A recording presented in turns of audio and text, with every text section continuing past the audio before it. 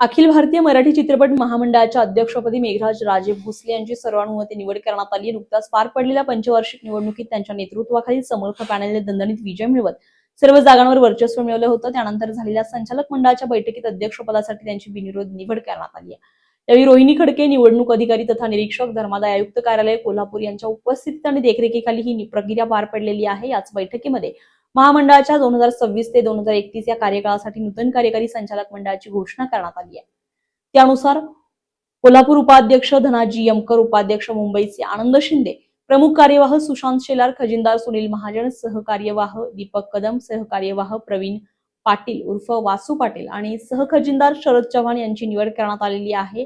तर बैठकीसाठी राज काझी, अजित शिरोळे, सुभाष नकाशे, प्रवीण पाटील, चैत्राली डोंगरे, विजय खोचीकर, रवींद्र गावडे, गणेश गारगोटे, विकास तोरणे अधिक संचालक आणि मान्यवर उपस्थित होते. यावेळी नूतन पदाधिकाऱ्यांचा यावेळी सत्कार करण्यात आलाय.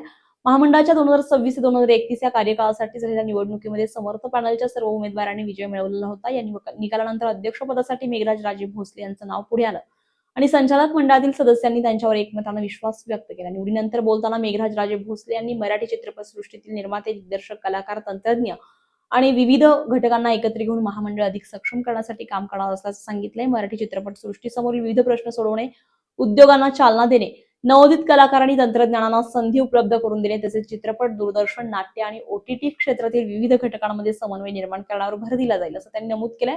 मराठी मनोरंजन क्षेत्राच्या सर्वांगीण विकासासाठी महामंडळाची भूमिका अधिक प्रभावी करण्याचा संकल्प व्यक्त करताना त्यांनी सदस्यांच्या विश्वासाबद्दल आभार मानले. आगामी काळामध्ये मराठी चित्रपटसृष्टीतील सर्व घटकांना सोबत घेऊन उद्योगाच्या प्रगतीसाठी, कलाकार, तंत्रज्ञानाच्या हितासाठी आणि मराठी चित्रपटांच्या व्यापक प्रसारासाठी ठोस पावले उचलले जातील असा विश्वास त्यांनी व्यक्त केलाय.